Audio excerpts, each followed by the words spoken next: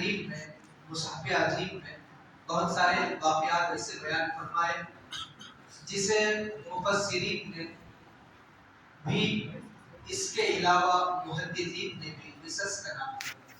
کون سا نام دیا؟ قصص کا۔ اور قصص کا معنی ہوتا ہے قصہ، واقعہ۔ بات سمجھ میں؟ واقعہ ہے نا۔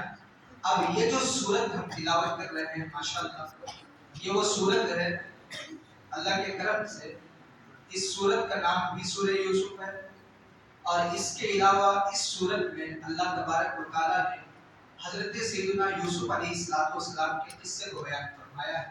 بڑا پیارا واقعہ قرآن مقدس کی اس سورت میں اللہ تبارک و تعالیٰ نے حضرت یوسف علیہ السلام کے متعلق ذکر فرمایا ہے۔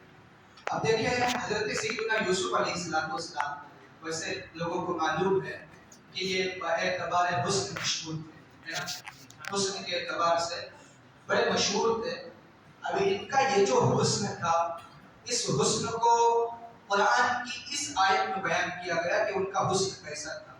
اب دیکھیں جس آیت کو آپ نے پڑھا، فَلَمَّا سَمِعَتْ بِمَكْرِهِنَّ أَرْسَلَتْ إِلَيْهِنَّ وَأَعْتَدَتْ لَهُنَّ مُتَّكَأً وَآتَتْ كُلَّ وَاحِدَةٍ مِّنْهُنَّ سِكِّينًا وَقَالَتْ اخْرُجْ عَلَيْهِمْ۔ اب یہ جو آیت ہے اس میں یہ بتایا گیا کہ کون تھے؟ حضرت زلیخا تھے کیا؟ زلیخا اکا، حضرت سیدنا زلیخا تھے؟ نہیں بول پا رہے، بعض لوگ بول رہے۔ حضرت سیدنا زلیخا علیہ السلام تھی جو حضرت سیدنا یوسف علیہ السلام کے حسن کو دیکھ کر گم ہو گئی تھی۔ آپ کے دل میں بس ایک کیفیت بیٹھ گئی تھی کہ میرا نکاح ہو تو وہ یوسف علیہ السلام سے ہی ہو، اس کے علاوہ کسی اور سے نہ ہو۔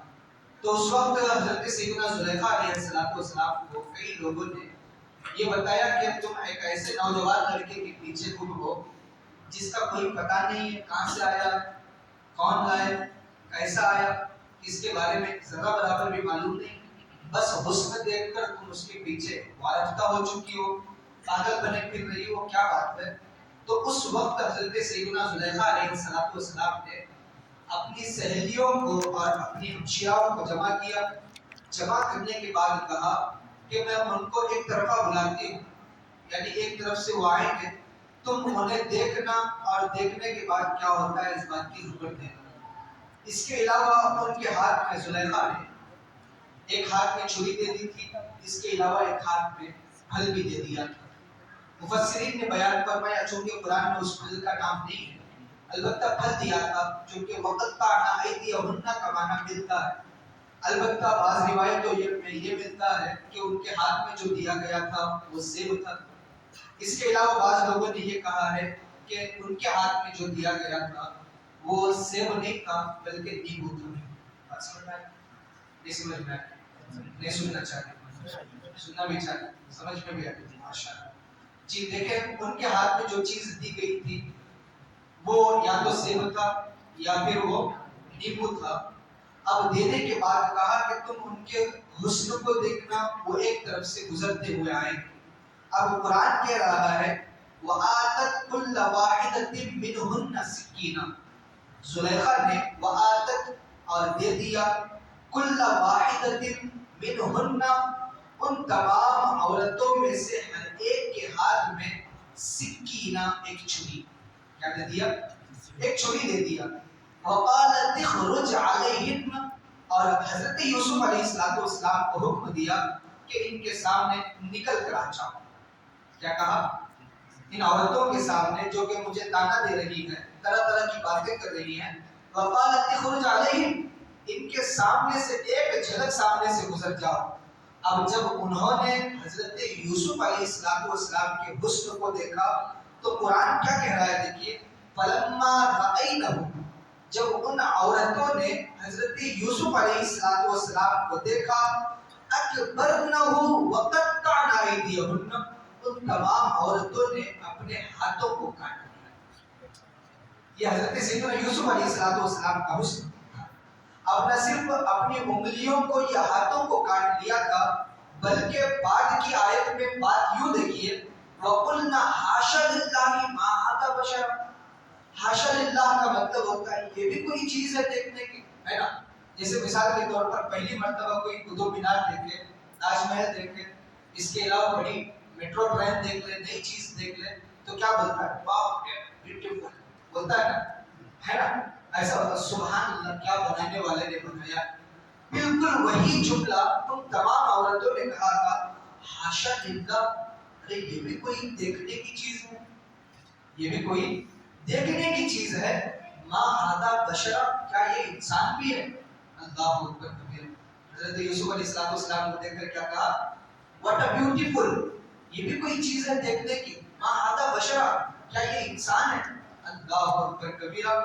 اب انہی عورتوں نے یہ بھی کہہ دیا یہ انسان تو نہیں ہو سکتا، ان ھذا الا ملک کریم، اگر یہ ہو سکتا ہے تو کوئی فرشتہ ہو سکتا ہے۔ کیا کہہ دیا؟ یہ اگر ہے تو کیا ہو سکتا ہے؟ کوئی فرشتہ ہو سکتا ہے۔ وہ حضرت یوسف علیہ السلام کا حسن تھا، جس کے بعد ایک لمبی تفصیل ہے، اب وقت مجھے خیر اجازت نہیں دیتا، انشاءاللہ تعالی زندگی میں کبھی موقع دیا تو ضرور بیان کروں گا، البتہ بات ذہن میں آئی اس لیے بیان کر دیا گیا۔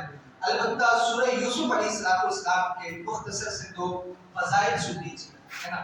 یہ وہ سورت ہے جس کے بارے میں بزرگان دین نے، صوفیاء کرام نے لکھا ہے کہ اگر کوئی بندہ ایسا ہو کہ جس کی اولاد کالی پیدا ہوتی ہے، بلیک، وہی پہ بلیک، میں سب نہیں بولوں بلیک، اگر کسی کی اولاد کالی پیدا ہوتی ہو، خوبصورتی اگر اس کے گھر پیدا نہ ہو، تو وہ بندہ جب اس کی بیوی حاملہ ہو تو سورہ یوسف کی تلاوت کو کرتا رہے، پانی پر دم کرے، دم کرنے کے بعد ملاتا رہے، اللہ تبارک و تعالیٰ سورہ یوسف کی برکت سے اللہ حسن یوسف کو اس کے گھر میں پیدا کرتا ہے۔ اس کے علاوہ میں آپ کو ایک بات اور بتا دوں کہ یہ وہ صورت ہے، قرآن کریم کی کوئی بھی ایسی صورت نہیں ہے جس کے بارے میں یہ بتایا گیا ہو کہ عورتیں اس صورت کو تو پڑھ سکتی ہے لیکن اس کی تفسیر نہیں پڑھ سکتی، کوئی بھی ایسی صورت نہیں۔ جتنی بھی صورتیں ہیں سورہ بقرہ سے سورہ ناس تک، تمام کی تمام صورتوں کے بارے میں یہی کہا گیا کہ عورتیں قرآن بھی پڑھیں، معنی بھی سمجھیں، اس کے علاوہ تفسیر کے اوپر بھی ایک نظر ڈالیں۔ لیکن آپ کو بتاؤں یہ وہ صورت ہے جس صورت کے بارے میں یہ بتایا گیا کہ عورتیں جو ہے اس صورت کی کثرت سے تلاوت تو کریں لیکن نہ انہیں ترجمہ پڑھنے کی ضرورت ہے نہ تفسیر کی طرف جھانکنے کی ضرورت ہے۔ کیوں؟ اس لیے کہ اس میں ایک مرد کے حسن کا ذکر کیا گیا ہے اور عورتیں حسن کو دیکھ کر وارفتہ ہو جاتی ہیں۔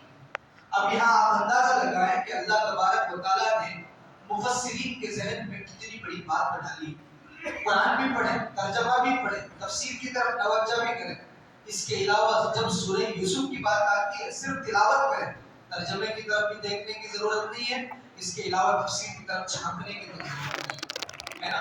اب اللہ کا کرم ہے، آپ تو ماشاءاللہ مرد ہیں نا، تو آپ تلاوت بھی کر رہے ہیں، چھوٹی موٹی تفسیر بھی کر لیے، ترجمہ بھی سن لیے، بات کو مکمل کر لیتے ہیں، چلیں دیکھیں۔